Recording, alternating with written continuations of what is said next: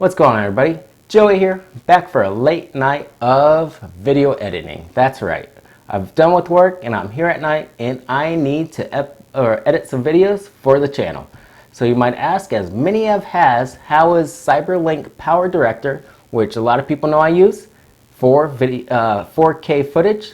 How well is it? So far, it's pretty alright. I mean, I need a 9700X just to edit them and then render them, because it's all CPU based, so it takes some time. After that, it's uploading it. And at 4K, about a 10 minute worth of video shooting to get down to an 8-minute clip is 15 to 20 gigabytes worth of data. So it is huge. I mean, I can't back up that much. I usually delete half of the footage just because I don't have that much space. So to get started, first you have to do is transfer the video files from the camera, which is a Lumix G7, onto the computer, which is about 20, I think this one is about 12 gigabytes, the project I'm working on. So let's get to it and see how long that takes just to edit the video footage. So the first constraint with 4K footage is the size. So I got my standard USB from my camera. I'm going to plug it into just my USB adapter, 3.0. Has the blue right on there, as you can see, and I'm going to throw it into my 3.0 slot on the computer. Should read it and pop it up, and I looked, this was about 17 minutes worth of footage, more or less. Yeah, 17.55 minutes worth of footage at a topping 1.7 giga or 11.7 gigabytes of data. That's right. Just for this one project, I got about 12 gigabytes worth of file footage. So that's the first thing that's going to transfer over. And right now I'm looking at it, 4 minutes just for this transfer. So that's going to be the first bottleneck with 4K footage. You got to wait for it to upload or transfer onto your computer. And now, 5 minutes later, we're finally here to the meat of the video. And that is video editing. I got the video and audio copied over. So what I'm going to do is drag over all my video clips to my timeline. I'm just going to use all of them. I know there's extra video in there that I'm going to need to snip out later in editing. But you can see it loads up pretty quick. Took some time, but it came in and it's decent. It's going to take a minute to load the different thumbnails for all the videos. But it should be pretty quick, and I should be able to load it up, turn the video or audio down, and look at that. It plays pretty nice. I mean, it's at quality of real-time full HD. So I mean, that's it right there, and it's playing instantly. I can pause it. It pauses, goes back together, and that's just that i7 9th generation chip. That's exactly what we needed. And just as a reference, you can see it's about 30%. So that's not too bad. The graphics card, 1060, that's the internal and external, it's using a little bit. But basically, the CPU is doing the workhorse. That is why you need a good CPU for editing video. And same thing, I'm going to take my audio and I'm going to drag this into the timeline. It should be just about right. But one of the good things is I can zoom on out with CyberDirector. And this is why I love CyberDirector so much. Select it all. I got my project, baseline, and sync audio. And that's going to be great. So I'll pull this up, but we'll come this downside so you can see it. It's going to take a little bit of time, unfortunately, because again, it's 8K or 4K footage. It's going to analyze it.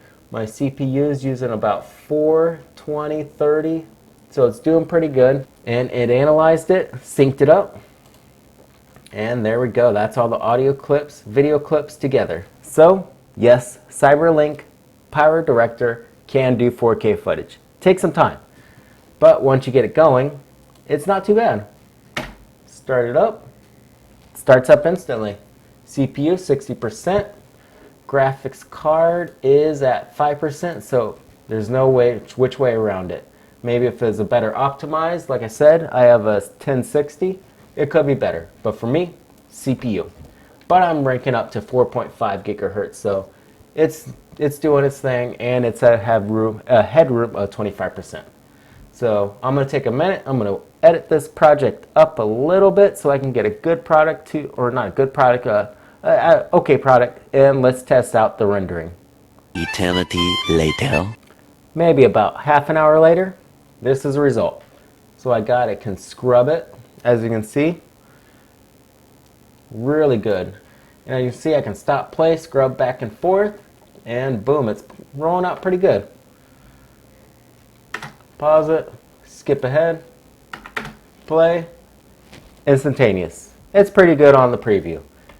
But now the render. And again, I got my task manager up, so I'm just going to pause it for a moment, put it down so I can see what I'm doing. Easier would be is like this. So my video settings is 380 by 3840 by 2160, 29.97, just because that's what the camera is shooting at. It's not a full 30 frames per second. I got the bit rate at 58,000.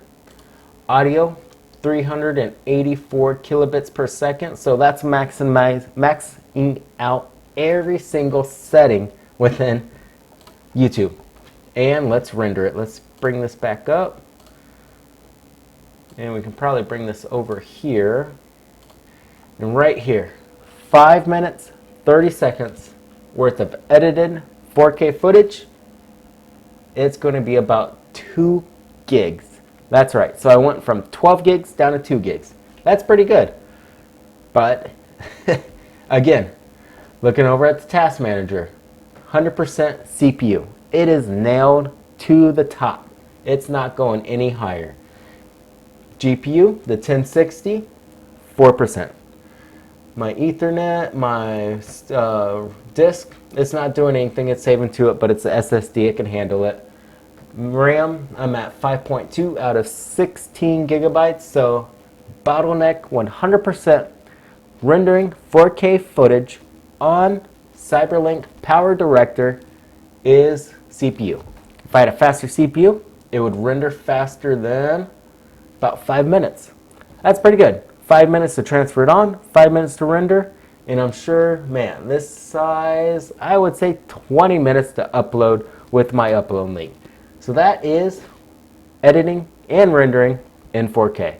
So you got to work on uploading from the camera to the desktop or transferring. It's going to take some time.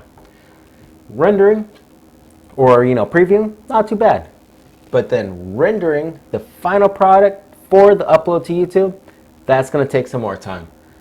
It's going to be about 5 minutes, and then uploading 2 gigabytes for a 5-minute clip. That's going to be crazy. But that's how 4K footage is, and that's how everything's going to. So, in some conclusion, yeah, it's going to take some time, but is it worth it? I think so. So, thanks for watching. As always, I really appreciate everybody for the channel. You guys helped out to make this possible. I couldn't have done it without you. You know, we got the computer in the background. We got the setup, all because of your help. Of course, I put some into it because I had a lot of fun doing this, but I do it for you guys. And I mean that straight from the heart. So, as always, thank you for watching. Ride safe, drive safe, and as always, wear your seatbelts and keep 2 wheels on the road. Thank you.